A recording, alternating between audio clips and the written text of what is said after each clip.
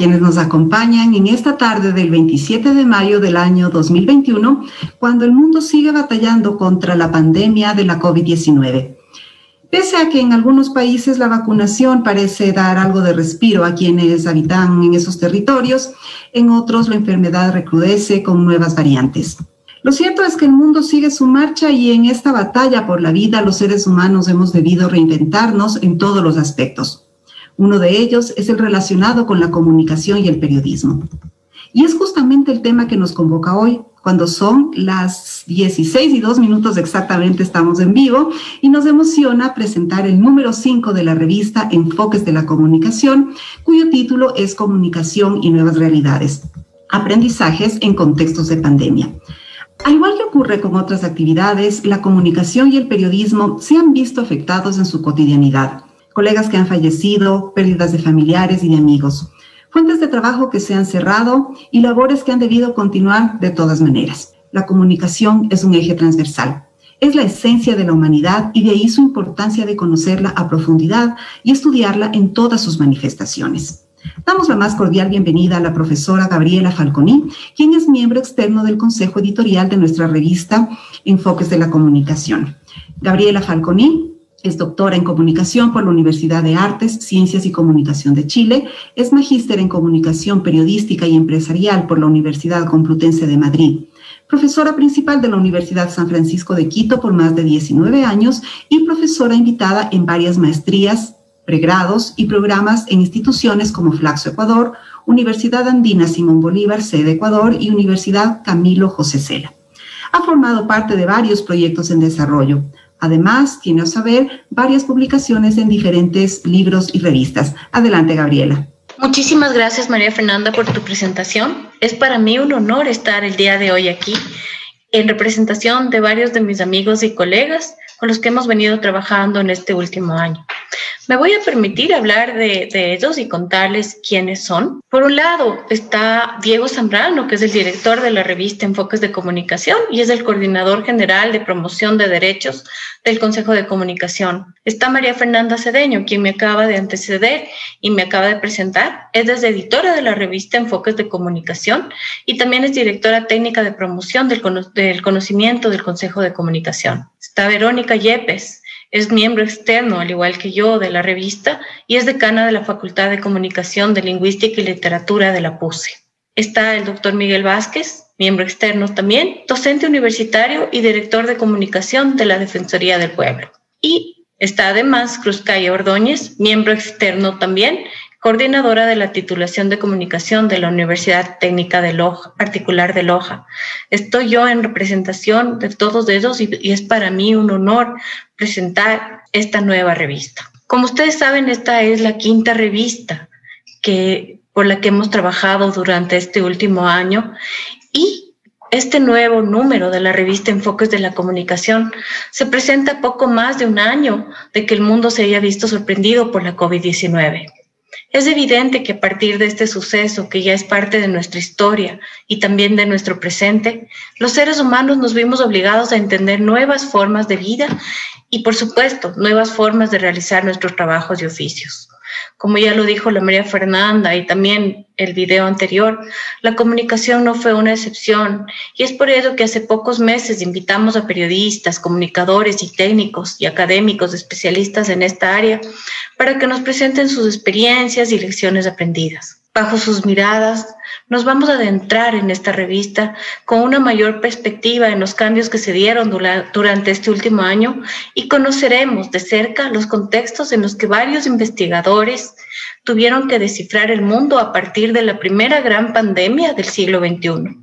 Esta publicación reúne diversos artículos y recoge la visión de varios autores, quienes nos muestran cómo lograron adaptarse a estos tiempos. Esta edición tiene como novedad ser la primera de ojalá muchísimas que cuenten con aportes de académicos internacionales y hace referencia a las innovaciones y estrategias en el área de educación a las que se vieron abocados a vivir los docentes de la telesecundaria Álvaro Obregón, ubicados en Jonuta, en México. Cuenta también con una muy interesante investigación cualitativa enfocada en el consumo de memes, como medio de comunicación, específicamente en la generación de los llamados millennials en el Ecuador, durante los primeros meses de la pandemia. Entre las conclusiones interesantes a las que se llega es que los memes en sí mismos se han convertido en medios que tienen una intención comunicacional que va más allá de lo humorístico o los datos no confirmados y que su consumo es cada vez más relevante en las redes sociales en el país. 2 de los artículos de esta revista se enmarcan en la investigación de la estructura educativa ecuatoriana y su capacidad de reacción frente a la crisis sanitaria causada por la COVID-19 y la subsecuente crisis social que esta ocasionó. Su enfoque primordial se concentra en la teleeducación, en el uso del Internet y a los medios tradicionales como complemento a la educación formal. Contamos también con un interesante recorrido sobre la libertad de expresión y las condiciones que se necesitan para fortalecerla.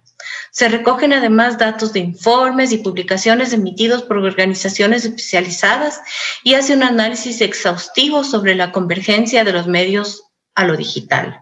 Entre los artículos en esta edición contamos con uno que nos convoca a reflexionar sobre la importancia y las oportunidades que implica dar pasos concretos hacia la transformación de medios de comunicación locales hacia lo digital.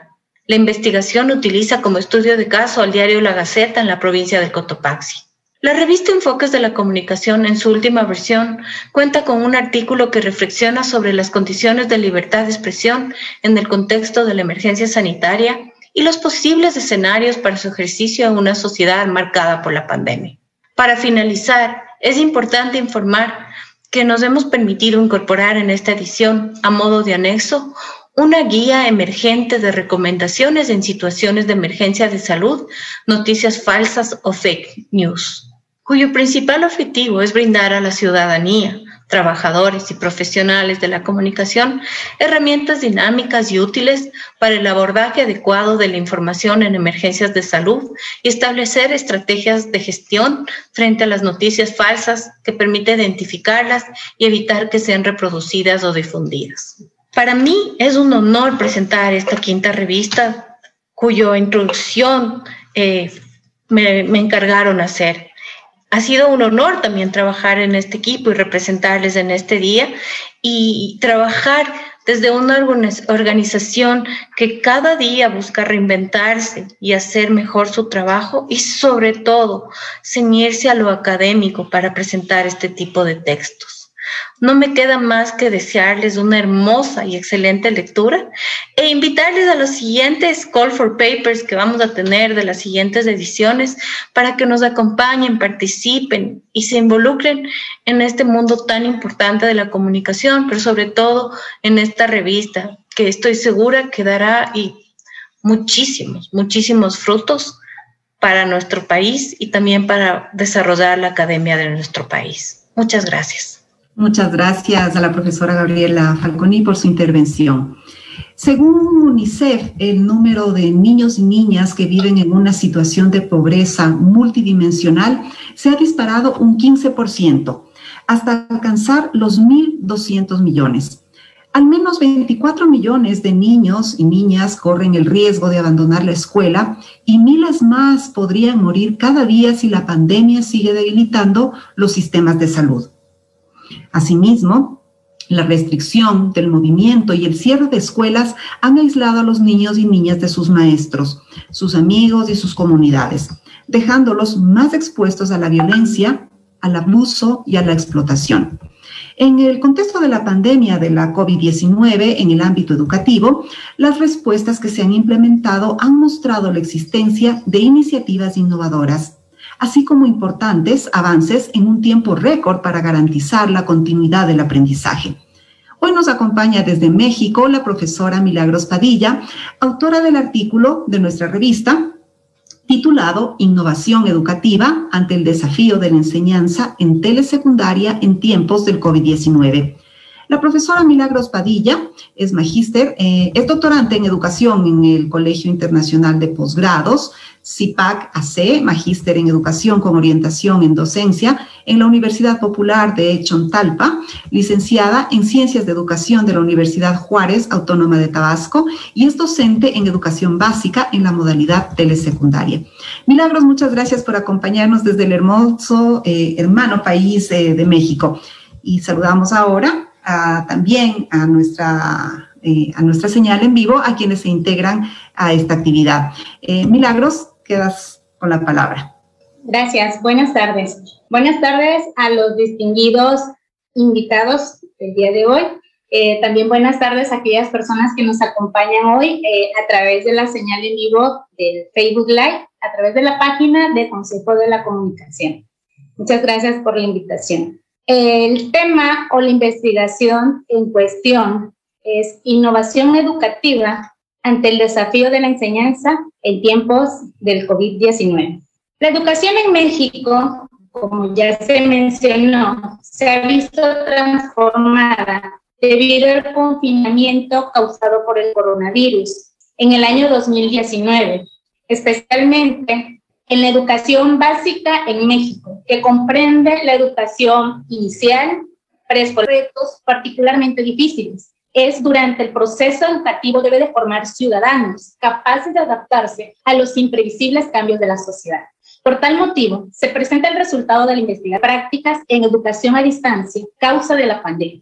En esta investigación participaron 6 docentes de educación básica en el nivel secundaria en la modalidad telesecundaria de la Escuela Álvaro Obregón, que pertenece a la zona 11 del sector 07, perteneciente al municipio de Jonuta, en el estado de Tabasco, México. En esta investigación participaron 6 docentes, 4 hombres y 2 mujeres, profesores que cuentan con más de 5 años de experiencia en el servicio educativo. El objetivo de esta investigación fue describir las estrategias innovadoras y el uso de recursos educativos implementados por los docentes de dicha escuela en el ciclo escolar 2019-2020, ante el desafío de la enseñanza en tiempos del COVID-19. Pero, ¿qué es la telesecundaria en México? La telesecundaria es un servicio de educación básica, público y escolarizado, iniciado en el año de 1968, con el objetivo de impartir educación secundaria en las zonas rurales o de difícil acceso en la República Mexicana. Esta modalidad continúa vigente actualmente, en donde un solo profesor organiza las actividades de todas las asignaturas, utilizando una metodología apoyada en materiales didácticos impresos, televisivos, en forma presencial. Por lo tanto, la metodología de esta investigación fue un estudio fenomenológico con diseño de estudio de casos, desarrollada bajo el enfoque cualitativo de tipo descriptivo. Para la recolección de esta información, se diseñó una entrevista definitiva vía online a través de Google Meet con preguntas abiertas. Fue el estudio de casos que se realizó a los 6 participantes. El escenario donde se llevó a cabo la investigación corresponde al contexto educativo de la educación básica en nivel secundaria en la modalidad telesecundaria. Es una escuela pública ubicada en la región sur-sureste geográfica educativa en México, en una comunidad rural que se localiza a 20 kilómetros de la población urbanizada más cercana, al margen del río Sumacinta, uno de los ríos más caudalosos del país. En ese contexto educativo, los alumnos carecen de los medios y habilidades tecnológicas a implementar para la enseñanza en la educación. No obstante, se logra disponer del uso de un teléfono celular con el que cuenta la mayoría de la población, tal como lo señala el INEGI, que cuenta con la disponibilidad de tecnologías para la información y la comunicación. En Jonuta, que es el 62.9%, la población dispone de un teléfono celular y solo el 8.4% de la población cuenta con internet. Jonuta, Tabasco, México, se encuentra ubicada en un área rural cuyas características son Es un municipio que se encuentra señalado con mayor porcentaje de pobreza extrema en el estado de Tabasco. Cuenta con una población de conocimientos abstractos y en su mayoría solo estudian hasta nivel secundario. Es una zona geográfica alejada del contexto urbano, carece de disponibilidad de servicios. Mayormente los estudiantes cuentan con viviendas de piso de tierra. Se obstaculiza el acceso a la información e implementación de la modernización. Es una población que se sustenta de las actividades de agricultura, pesca y ganadería.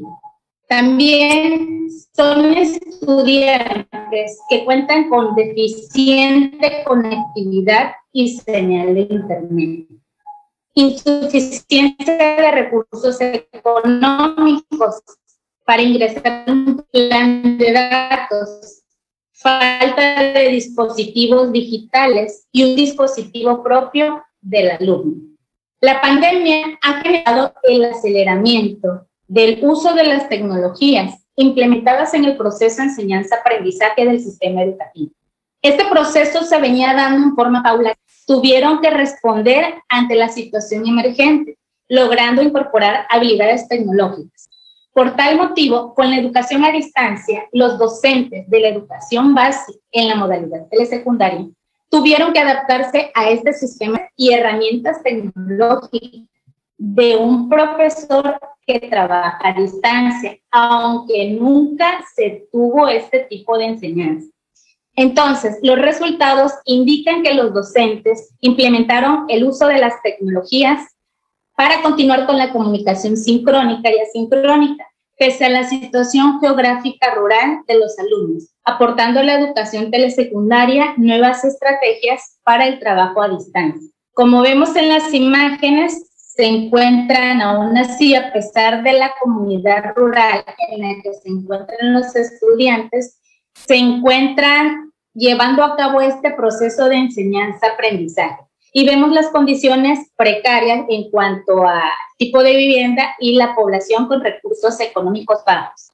Por lo tanto, esta modalidad a distancia permite, en el contexto escolar de la comunidad rural, a los profesores implementar nuevos recursos tecnológicos y adaptar la enseñanza a este tipo de educación. En consecuencia, en la adaptación al cambio en la forma de enseñanza a distancia, los docentes optaron por un modelo asíncrono, acompañado de diversos medios de comunicación, como lo vemos en la imagen. Las herramientas empleadas fueron el uso de los videos de YouTube como un medio de comunicación asincrónica que permitió a los alumnos una interactividad multimedia con la información presentada. El uso de la red social Facebook, con la creación de grupos cerrados, que posibilitó la comunicación en cuanto a la publicación de materiales educativos para ser compartido con los alumnos. Y WhatsApp como herramienta de difusión comunicativa asincrónica y de apoyo en el proceso de enseñanza-aprendizaje. En la innovación educativa ante el desafío de la enseñanza en telesecundaria, en tiempos del COVID-19, los docentes fueron capaces de responder ante la situación de emergencia, haciendo frente a un nuevo escenario de aprendizaje de educación a distancia. Buscaron generar nuevas estrategias y modalidades alternas para enfrentar el reto de continuar las clases y así atender la diversidad de necesidades educativas de los alumnos. Por tanto, los aportes de la investigación realizada es novedosa, ya que presenta una realidad poco estudiada en el campo educativo y es pertinente en el contexto actual. El tema investigado presenta vigencia, ya que contiene temáticas de interés para docentes e investigadores en el ámbito educativo, considerando la situación por la que atraviesa el mundo entero. Asimismo, abre la oportunidad para futuras líneas de investigación para realizar el análisis en otros niveles educativos y ampliar esta investigación o generar discusiones en otros espacios. En conclusión, las habilidades que desarrollaron los docentes lograron establecer el uso de recursos y estrategias innovadoras para lograr la continuidad de la enseñanza. Gracias. Muchas gracias, Milagros, por tu exposición. Saludamos Saludamos ahora a quienes se integran a nuestra señal en vivo y les invitamos a visitar permanentemente nuestro sitio web www.consejodecomunicacion.gov.es y nuestras redes sociales, donde encontrarán un sinnúmero de novedades relacionadas con la comunicación, el periodismo y la libertad de expresión. Es un honor para mí presentar a ustedes a un reconocido periodista ecuatoriano con más de 28 años de trayectoria en medios de comunicación y especializado en cobertura política. Director y conductor del noticiero A Primera Hora en Radio Majestad FM, socio fundador del portal digital Primera Plana, conductor de RTV Noticias al cierre. Ha trabajado para canales nacionales de televisión como RTS, Gamavisión, Teleamazonas y TC Televisión. Una voz autorizada del periodismo nacional. Dejo con ustedes a Fabricio Vela Vinces. Gracias, María Fernanda. ¿Qué tal? Un gusto saludarte a ti a los tiempos que tengo la oportunidad de saludarte así al menos telemáticamente, ya que no te he podido ver de forma física, ¿no? Muy honradísimo de compartir este panel con Gabriela, con Milagros y con todos quienes nos siguen a través de esta transmisión digital. Bueno, yo quiero en realidad aprovechar este momento primero para felicitar al Consejo de Comunicación por esta iniciativa que me parece brillante.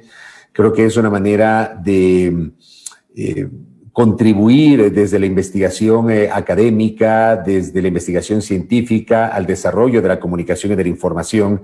Y creo que esto, sobre todo este número, el número 5 de esta revista Enfoques de la Comunicación, adquiere un valor superlativo, máxime cuando hace 2 días el presidente de la República envió a la Asamblea Nacional un proyecto de ley, de una nueva ley de comunicación. Le llaman proyecto de ley para la libre expresión y comunicación, que ojalá que sea discutido ampliamente, pero que supone justamente una recapitulación de este debate que data desde el año 2008-2009, cuando se construyó la nueva Constitución y empezó el debate de la ley de comunicación, y en los últimos 8 años de vigencia de la actual ley.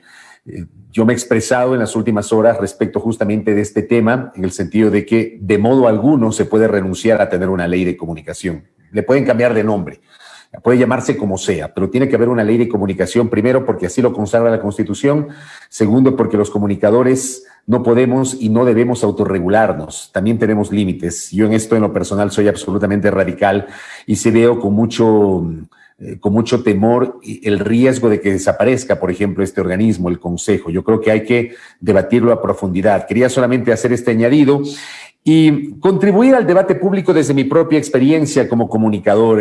Yo les dejo los temas académicos a los que saben, ¿no? A Milagros, a Gabriela, que saben de estas materias. Yo quiero enfocarme justamente en la parte de la experiencia como comunicador. ¿Qué nos ha traído este más de un año, 14 meses de pandemia a los comunicadores, ¿no? ¿Qué hemos aprendido? Porque esa es la parte justamente que nos convoca el día de hoy. ¿Qué hemos aprendido en estos 14, 15 meses? Yo he tomado nota de algunos temas, ¿no? A lo largo de estos días, preparándome justamente para conversar estos minutos con ustedes. Recordar que, digamos, la primera referencia cierta, confirmada de la pandemia, la tuvimos un sábado 29 de febrero del 2020. Era un año bisiesto, por eso febrero tenía 29 días y fue un sábado cuando justamente se presentó ya de manera oficial por parte de la entonces ministra de Salud Pública, Catalina Andramuño, el primer caso oficial de coronavirus COVID-19. El lunes 16 de marzo del 2020, el presidente Lenín Moreno decretó el estado de excepción y allí comenzó realmente esta suerte de pesadilla que hasta hoy lamentablemente tenemos en el Ecuador. Y a lo largo justamente de estos meses nos hemos encontrado con una serie de hitos, ¿no? Yo quiero mencionar, por ejemplo, como punto de partida, la gravísima crisis que enfrentó Guayaquil a nivel sanitario y que fue negada por los medios de comunicación. Creo que ese es un debate que a nivel académico debe ser discutido, ¿no? Y a nivel mediático también, ya con la cabeza fría, reconocer los errores y hacer un ejercicio de autocrítica de cómo muchos medios de comunicación y muchos colegas que hacen periodismo de opinión, fundamentalmente a través de redes sociales y en algunos de esos espacios mediáticos, negaron la crisis de los cadáveres. La lógica y la naturaleza de nuestro oficio implica la contrastación, la verificación, la precisión. Son valores irrenunciables cuando se hace periodismo. Eso no ocurrió con la crisis de los cadáveres. Hubo mucha gente que lo asoció justamente con una organización política en particular, con un espacio para supuestamente aprovechar la coyuntura y desprestigiar al gobierno de turno. Finalmente existió esa crisis de los cadáveres y conforme pasaron los días y semanas, los propios medios de comunicación en Guayaquil se dieron cuenta del error y comenzaron a visibilizar aquella enorme tragedia que marcó justamente este país y particularmente a Guayaquil entre los meses de marzo y abril del año 2020. La negación de los muertos, como yo le he calificado por parte de los medios de comunicación. Las contradicciones de las vocerías. Yo recuerdo, por ejemplo, investigando, me encontré con un par de notas, ¿no?, del año anterior. Me encuentro una, por ejemplo, del día 27 de marzo del 2020, publicada por diario El Universo, que da cuenta de declaraciones del entonces vicepresidente de la República, Otto Sonnenholzner, que anunciaba la construcción de una fosa común para fallecidos por el coronavirus en Guayaquil. Declaración pública del vicepresidente de la República publicada en varios medios de comunicación. Yo tengo aquí la nota de diario El Universo, un 27 de marzo.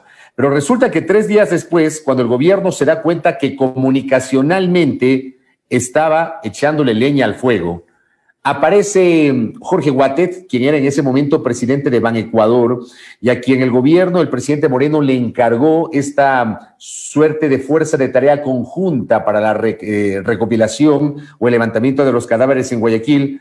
Negó que haya fosa común. No habrá fosa común, decía el propio diario El Universo. El gobierno anuncia entierros dignos. Aquí tienen ustedes otro error de comunicación. Comunicación lejos de la empatía, comunicación lejos de la solidaridad con los guayaquileños, que creo que en este punto como que se han olvidado de lo que pasó justamente el año anterior. Contradicciones en la vocería, y ese nos lleva a un elemento que fue muy recurrente a lo largo de el manejo de la pandemia por el coronavirus en el Ecuador. No se concentró solamente en Guayaquil, lo de Guayaquil justamente fue gravísimo, pero fue un problema nacional, el problema de la comunicación. Yo quiero contarles que a lo largo de estos 14 meses, desde que comenzó la pandemia, los periodistas fuimos maltratados, fuimos ignorados, fuimos vilipendiados por parte del Ministerio de Salud Pública, independientemente de las 4 cabezas que estuvieron al frente de ese ministerio. 5 en realidad desde que comenzó la emergencia sanitaria. Catalina Andramuño, Juan Carlos Ceballos, Rodolfo Farfán, Mauro Falconi García y el último Camilo Salinas. 5 ministros que manejaron justamente la emergencia sanitaria. Esos 5 ministros le cerraron las puertas a la prensa, cerraron las puertas a los medios de comunicación, con algo tan simple como la posibilidad de un acceso directo a través de los chats de WhatsApp que se manejan. Ustedes saben que ahora se crean grupos de WhatsApp y esa es la manera tal vez más rápida de obtener información o que nos compartan a todos los medios de información de las cuestiones que se generan a nivel oficial. Resulta que comenzaron primero haciendo unidireccional el chat de WhatsApp, es decir, impidiendo que los periodistas podamos plantear inquietudes, solicitar información. Después de que lo hicieron unidireccional, un buen día anunciaron que se migraba a un canal unidireccional de Telegram. O sea, eliminaron el chat de WhatsApp y pasamos a un chat de Telegram igualmente unidireccional, que no se convirtió en un chat, sino un canal de Telegram por parte del Ministerio de Salud, que de vez en cuando publicaba información que no era información recurrente. Nos decían, envíenos un correo electrónico para poder atender su pedido de información. Los correos electrónicos no eran atendidos, las vocerías eran totalmente limitadas y se circunscribían a los medios que estaban en manos del gobierno de turno. La comunicación del Ministerio de Salud y la comunicación oficial en el contexto de la pandemia, sugiero yo, debe ser materia de una investigación muchísimo más profunda a nivel académico, porque justamente fue el punto más bajo de todo el desarrollo de esta pandemia. Primero, a partir de la emergencia sanitaria y después justamente sobre el plan de vacunación. Información contradictoria, un funcionario decía otra cosa, otro funcionario decía otra cosa. De hecho, al día de hoy las cosas todavía no han cambiado. Está claro que el gobierno, el presidente Lasso acaba de asumir el poder. Todavía la ministra de Salud está procurando empaparse de lo que está pasando. El día de hoy han anunciado que retomarán el plan de vacunación con fuerza el 31 de mayo, es decir, el próximo lunes, Y el día de hoy hemos visto colas realmente impresionantes de gente buscando justamente la posibilidad de una vacunación. Entonces, la información oficial ha sido probablemente uno de los temas más complejos en el curso de esta pandemia. Y también, evidentemente, el manejo mediático, porque desgraciadamente se ha dado paso a la existencia de algunos medios de comunicación, sobre todo masivos, que han eludido el informar y el recoger durante gran parte del desarrollo de la pandemia inquietudes ciudadanas en torno a la emergencia sanitaria y también al plan de vacunación.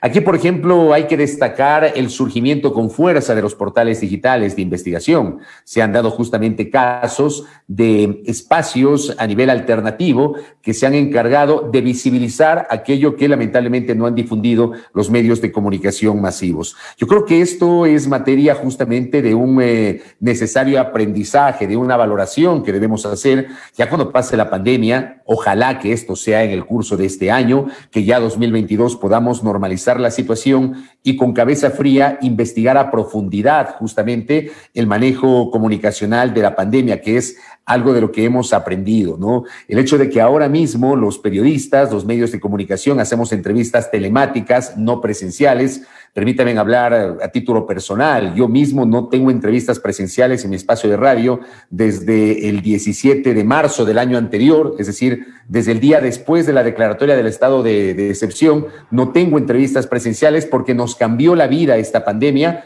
Y bueno, ojalá que en los próximos meses las cosas se normalicen. Ahí voy con 10 minutos, no voy a cerrar esta intervención. Muchas gracias. Muchas gracias. Gracias, Fabricio, por tu presencia. Y gracias a todos por acompañarnos en la presentación de este número 5 de la revista Enfoques de la Comunicación, un producto académico más del Consejo de Comunicación, entidad ecuatoriana que tiene como misión ser la institución que lidere y consolide el sistema de comunicación social en el acceso, desarrollo y promoción de los derechos a la libertad de expresión, información y comunicación, que es justamente lo que estamos haciendo en esta tarde, que además involucre a la ciudadanía en general para la construcción de una sociedad inclusiva, diversa, participativa y pluricultural, que fomente la democracia y garantice el cumplimiento del ejercicio de los derechos. Les reiteramos nuestra invitación para participar en nuestros cursos, talleres, conferencias y conversatorios. Además, leer, opinar y compartir nuestros manuales, estudios, guías, compendios, artículos académicos, investigaciones y, por supuesto, nuestra revista Enfoques de la Comunicación.